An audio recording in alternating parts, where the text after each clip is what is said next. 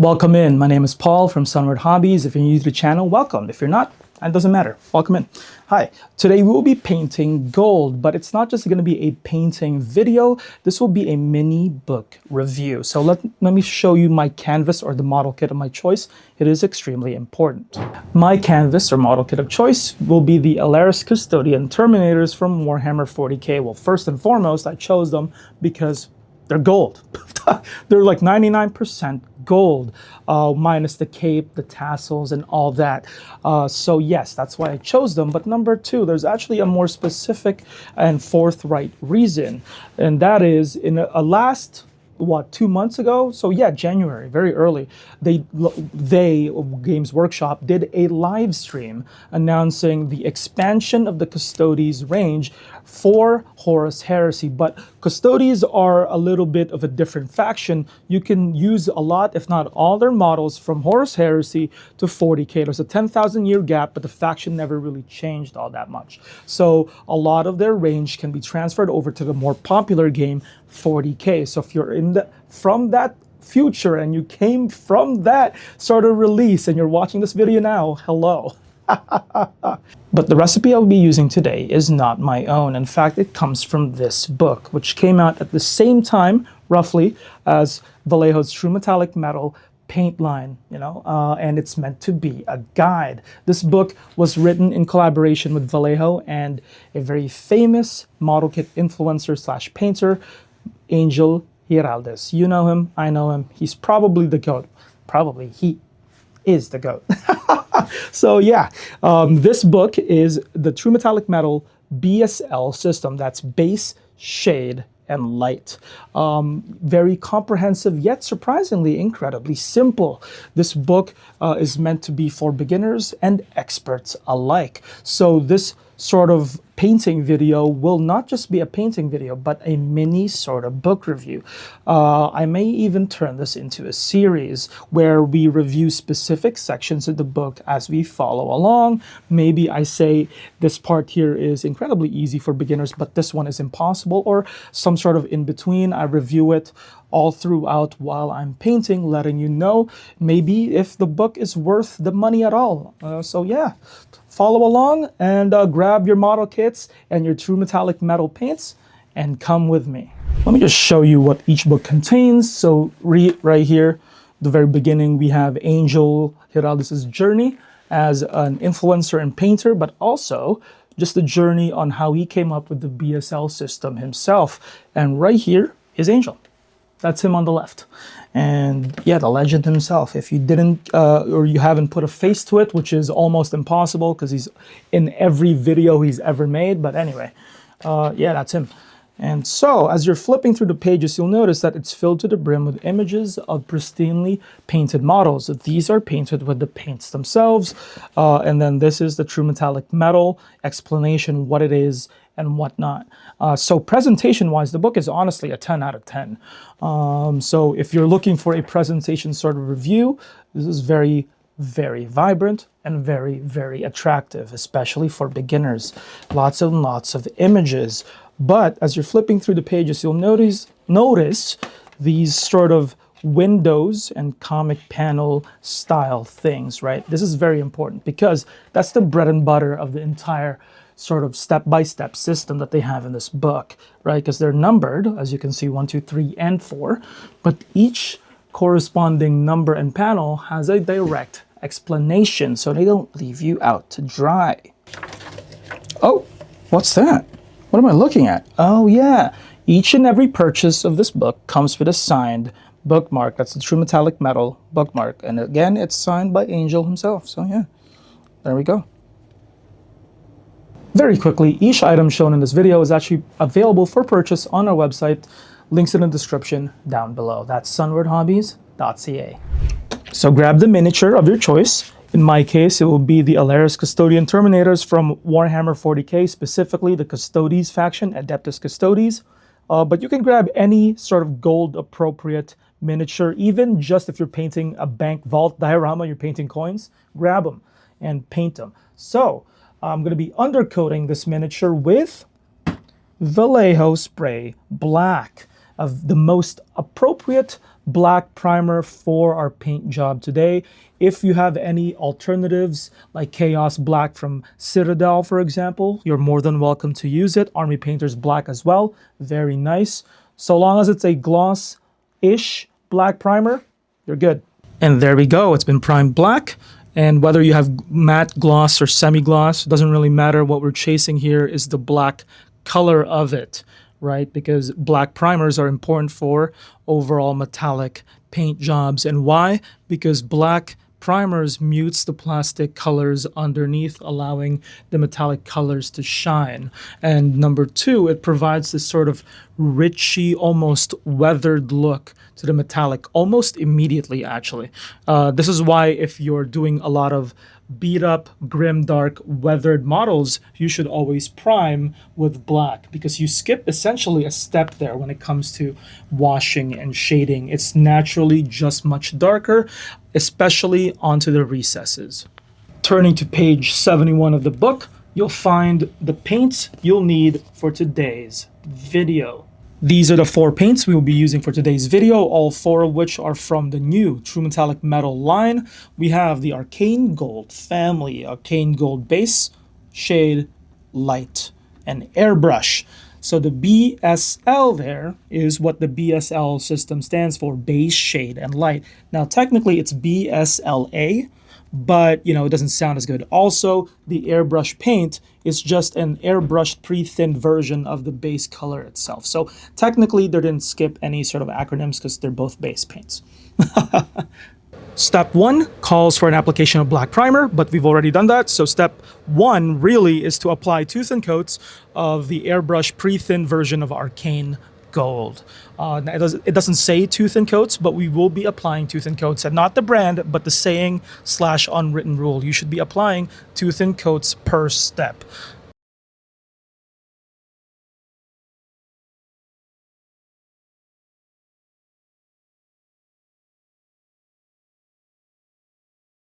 Four months ago, Angel Giraldez, remember the writer of the book and the formulator of the paints themselves, he commented this 4 months ago on our Instagram demo post of True Metallic Metal. One guy was asking when the rest of the paints are coming. He doesn't need the airbrush paints because he doesn't have an airbrush.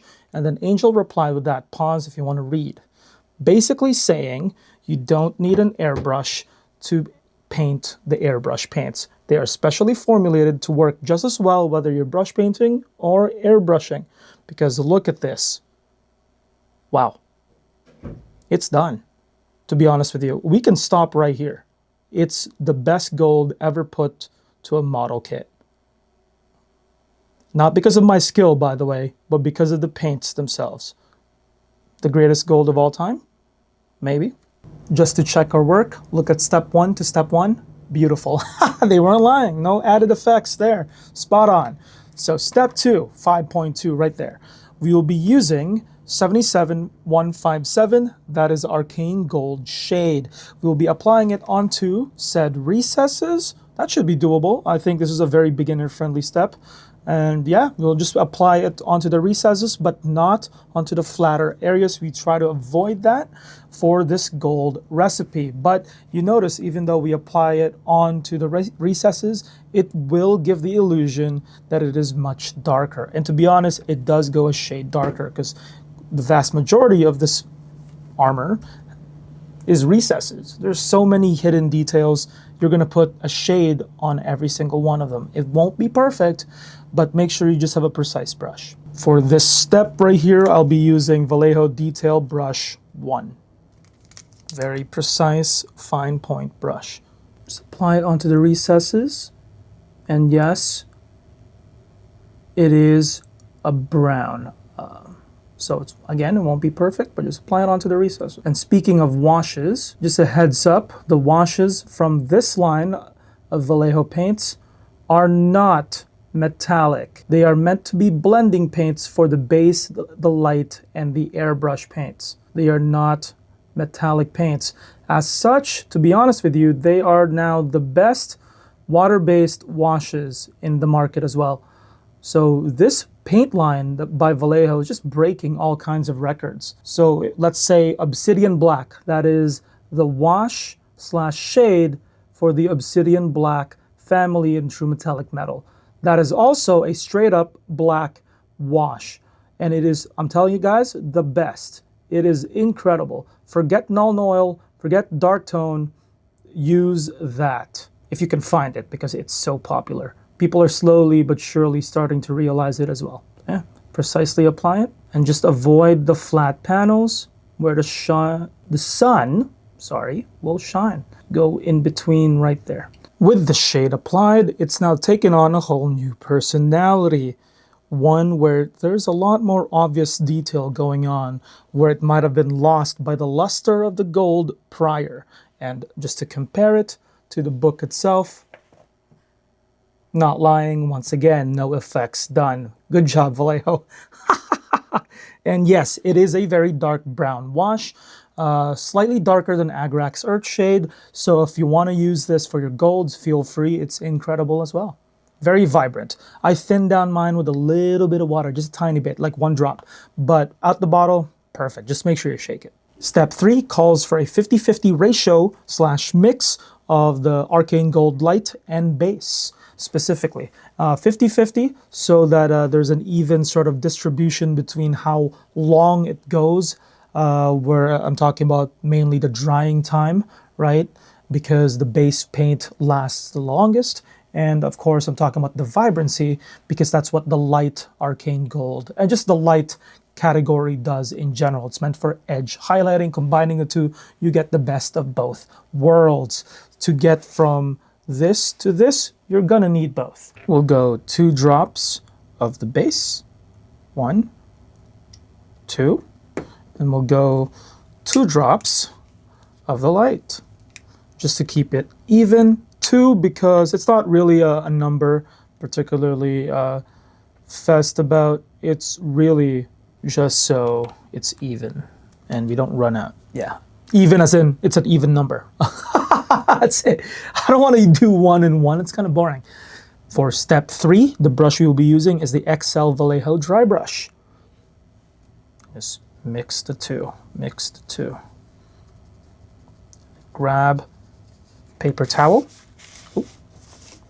Then just remove 95% of said excess while pushing the paint further into the brush bristles. Once you're satisfied with the removal, you dry brush the miniature. That's about it. We'll just be doing an incredibly light dry brush, just the surface. Just to bring back the shine on the raised details.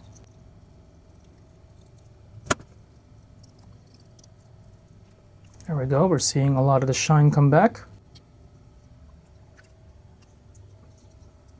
Very nice. While keeping the recesses nice and dark. Yeah. Step 3, done. And this is where we're going to encounter some sort of variance between your result and mine, because you can apply a little lighter of a dry brush. I went heavy on mine. As a result, this is what you're seeing. A massive contrast between the raised details, the flat panels, and the recessed areas. I wanted some sort of contrast between all 3. And look at that. To be honest, I think it panned out. But you can always apply, according to the steps here, more of the shade or more of the highlights or the base where applicable. So you can fix this up on the fly, no problem, because all 3 colors are still very prominent. In fact, the final step, step 4 here, tells you to do a final dry brushing of Arcane Gold Light, but also in the same manner, it tells you to bring back colors such as the airbrush paint to smooth things over, or maybe correct things that you've over applied, just so the transition is a little bit better. And nothing says here to use an airbrush. In fact, with all the paints layered, it's actually better to use a brush paint instead, or a brush, sorry, meaning and implying directly that you don't have to use an airbrush to use the airbrush paints, which is awesome. And to be honest, I'm going to extend this to every single other paint we've applied, especially if you've retained it like I did. right? Because all three, from the raised areas to the flat panels and the recesses, are still very visible. Just depends on which one you want to be the most prominent. Here we go, final dry brushing step, this time with pure Arcane Gold Light, and the lightest dry brush possible, barely touching the model. Just to provide a little bit of luster, a little bit of shine.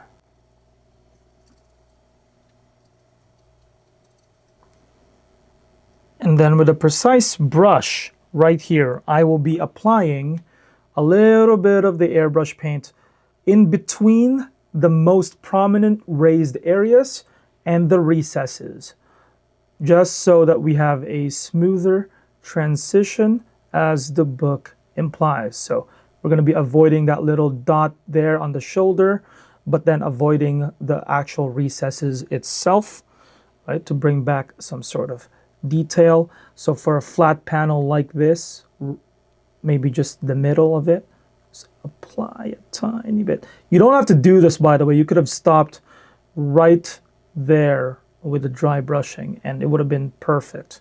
But I want it to be a little bit better, just a tiny bit. So literally put the airbrushing paint in between, just a little bit in between, right there. It's a final touch-up, avoiding the innermost recesses. So the eagle wings, for example, just right there, the flat parts of the eagle wings, right? Wow. After the touch-ups and the final dry brushing, not in that order, it's done. Incredible job, Vallejo. I'm not even crediting myself for this paint job. This is all the paints. Well done, Vallejo. Well done, Angel. This is crazy. And yes, let's rate the book. So yeah, page 71, Emperor's Bodyguard. This specific page right here is a 10 out of 10 instruction. And don't get it twisted, this is an instruction manual, this book. Basically, it's an instruction manual for a specific type of paint job, for a specific type of miniature. And to be honest, again, complicated yet very beginner friendly. In fact, so beginner friendly, I can't really see a point of failure beyond two miniature tiny things, which would be in step 2, instead of you precisely applying the wash or shade, you dunk it. You just slap it on all over. It's a little too dark for that. It will vastly affect the hue of your paint, and it's going to be hard to recover. You're going to slap on too much dry brushing paint for you to recover that. And then the other point of failure would be in the 2 dry brushing steps right here, but let's treat it as one. Basically, if you fail to remove the vast majority of your paint from your dry brush and it's still wet and it's still on your brush, you will mess up your miniature. But other than that, other than those 2 things, this is so dummy proof. It's actually incredible. Well done, Vallejo. Well done, Angel. You gave me a new paint recipe for the upcoming Custodes release. This is now my recipe. So yeah, one more look for the road. I added a tiny bit more highlights, shadows with the shade, and then a bit more of the airbrush to blend it all together. Tiny bit more, but not too much more.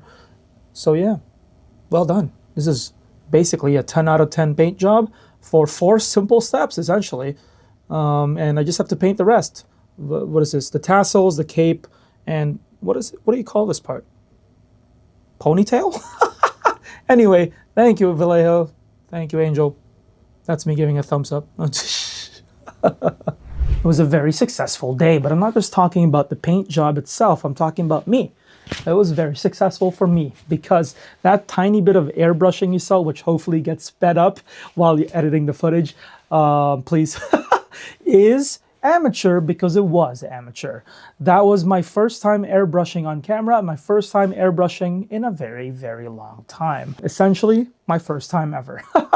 Long story, it's been so long, it might as well be. So yeah, and even with my amateur airbrushing techniques, I couldn't mess it up.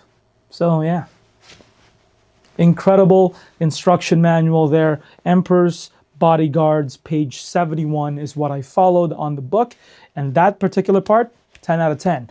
And we will be reviewing the book piecemeal by piecemeal like this, painting as we go along to see whether or not it does end up panning out like they say. And so far, it does. So yeah. So that's all the time we have for today. Thank you guys for watching. My name is Paul from Sunward Hobbies, if in case you forgot. If you're new here, and links down below for every single item, not to mention links down below for our real-time inventory on our website, sunwardhobbies.ca. If an item is out of stock, not to worry, it's going to get restocked sometime soon. We restock quite often.